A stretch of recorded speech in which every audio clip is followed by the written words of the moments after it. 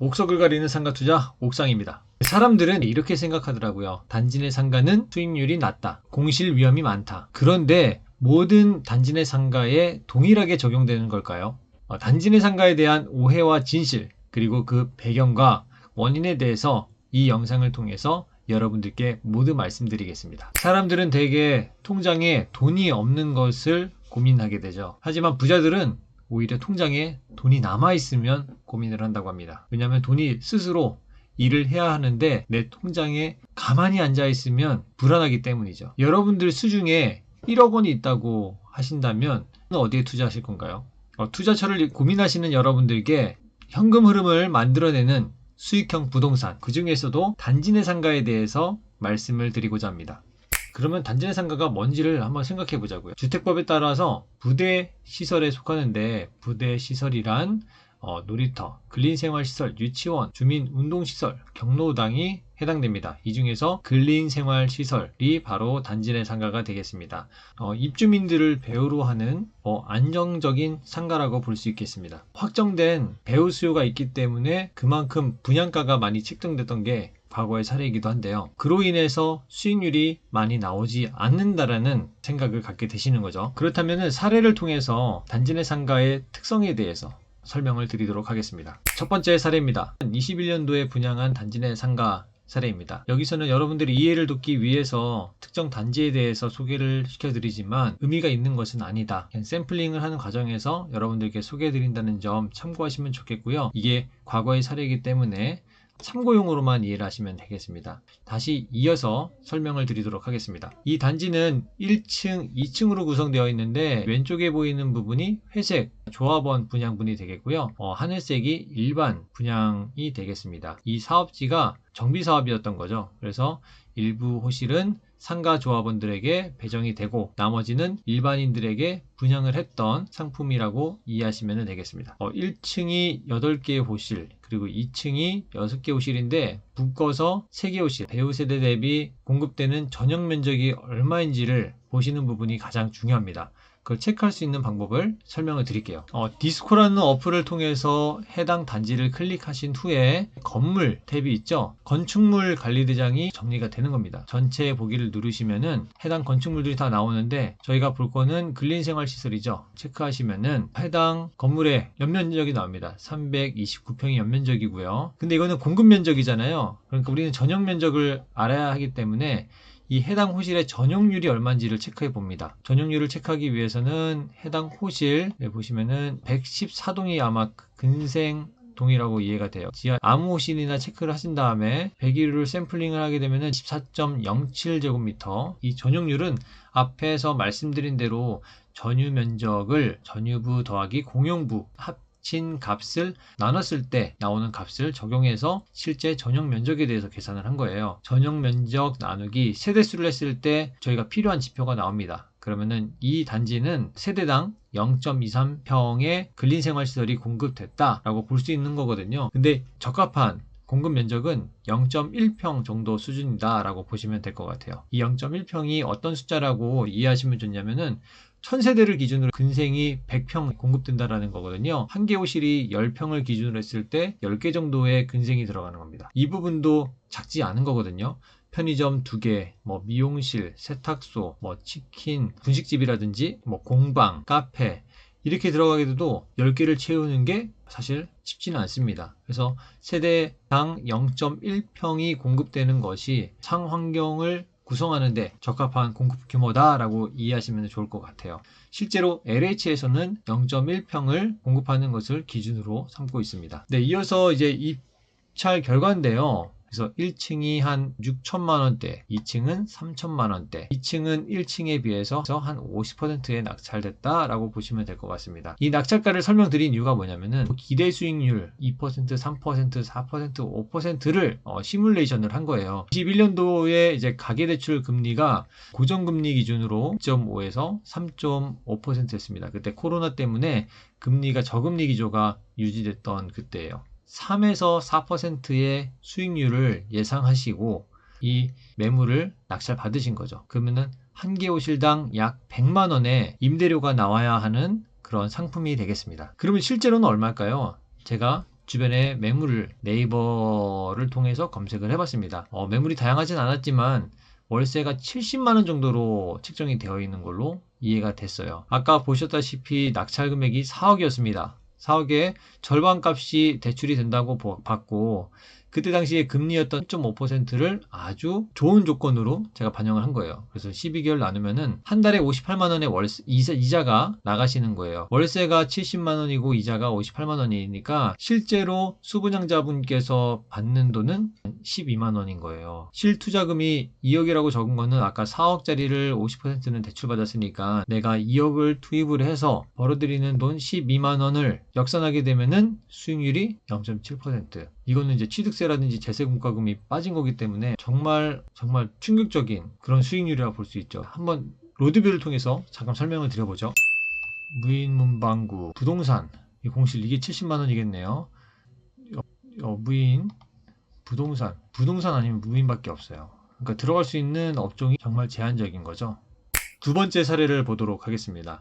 두 번째는 광주예요. 광주광역시 선운 2지구 A1 블록이고요. 여기는 행복주택입니다. 그래서 공급되는 단지 내 상가가 828세대를 배우로 하고 있는 단지 내 상가고요. 총 7개의 실이 공급이 되었습니다. 68평 말씀드렸죠? 그거를 828세대로 나누니까 0.08평이 나왔어요. 말씀드렸던 0.1평 이하로 구성되고 있는 상가입니다. 배우 세대 대비 적정 면적이 공급된 거죠. 그러면 분양 가격 한번 보겠습니다. 한 개 호실당 3억대. 이게 내전 가격이고 입찰을 하게 되는 거예요. 입찰 가격이 어떻게 됐을까요? 해당 사업지의 1층 기준으로 시세가 7만원에서 8만원으로 형성이 되었어요. 70에서 80만원이 적용되는 거죠. 15만원을 중간값으로 보고 한 12개월을 계산해 볼게요. 12개월 곱하기 15만원. 그리고 아까 분양금액이었던 3억 원을 나누게 되면은 기대 수익률이 얼마다? 3% 나옵니다. 단지 내 상가에 투자하시겠어요? 그 결과 어떻냐면요. 작년 12월 23일 날 낙찰 결과 유찰이었습니다. 결과가 이렇다는 거예요. 세 번째 사례입니다. 이것도 마찬가지로 24년도 12월에 입찰한 사례예요. 769세대를 배우로 한 거고 여기도 6개 호실이 공급됐네요. 상가 호실 배치도 및 면적표를 여러분들 보고 계세요. 이 전용 면적을 계산하게 되면은 평으로 계산하게 되면 78평입니다. 공급되는 세대수가 769세대잖아요. 그러면 간략하게만 계산해 볼게요. 78평 나누기 769세대. 세대당 0.1평이 공급되는 단지 여기는 2억 5천 2억 2천이네요. 아까 광주가 3억이었는데 경기도 이천이 2억대 초반으로 나온 거예요. 주변에는 1층 시세 기준이 9에서 10만원 정도가 됐습니다. 10평이 적합하긴 하지만 면적이 크다고 해서 임대료를 더 많이 받는 건 아니잖아요. 그래서 100만원에서 120만원을 볼 수가 있겠습니다. 근데 120만원까지는 볼 수 있을 것 같아요. 6개 호실이니까. 120만원 곱하기 12개월. 아까 예상 금액이 2억 초반이었는데 내정가였고 낙찰된 금액은 2억 중반까지로 갔을 거로 예상이 됩니다. 그래서 2억 5천 하게 되면은 7%의 기대 수익률이 나오는 거예요. 이 투자는 어떠신가요?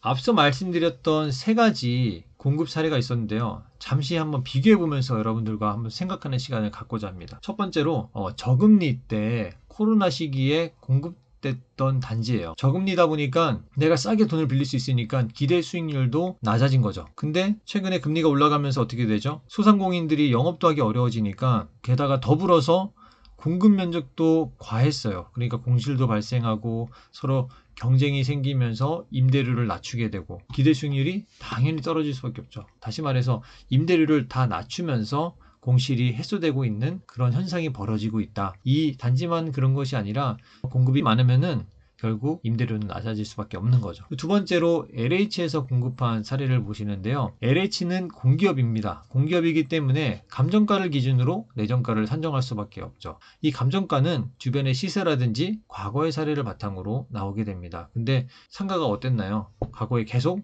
고분양가로 내정가를 측정했어도 다 낙찰이 되고 그러한 과거 사례를 바탕으로 감정가를 책정할 수밖에 없고 자연스럽게 내정가가 높을 수밖에 없는 거예요. 결과는 유찰로 이어지는 겁니다. 대부분이 그럴 거예요. 나한테 맞는 수익률이 나오기 어려운 그런 구조에 놓여 있는 거죠. 그리고 마지막으로는 유찰을 방지하기 위해서 준공 후에 미분양이 발생하게 되면 공급자 입장에서는 그걸 못 팔아서 문제되는 것이 아니라 입주민들한테 민원을 받을 수가 있어요. 왜냐하면 말씀드렸다시피 단지 내 상가는 입주민의 복지를 위해서 만들어진 시설입니다. 이게 한번 분양을 못했을 때 장기 미분양이 될 거고 입주민들한테 불편이 야기될 수 있기 때문에 이런 차원에서라도 공급자들은 한 번에 수부장자가 낙찰받을 수 있는 금액으로 적용을 한다라는 거죠. 주변의 시세를 고려해서 말이죠. 낮은 내정가를 보고 주변에 관심 있는 사람들이 몰려들었을 때 분양하는 방식을 취하고 있다는 겁니다. 단지 내 상가 수익률 낮은 거 맞습니다. 근데 항상 낮을까요?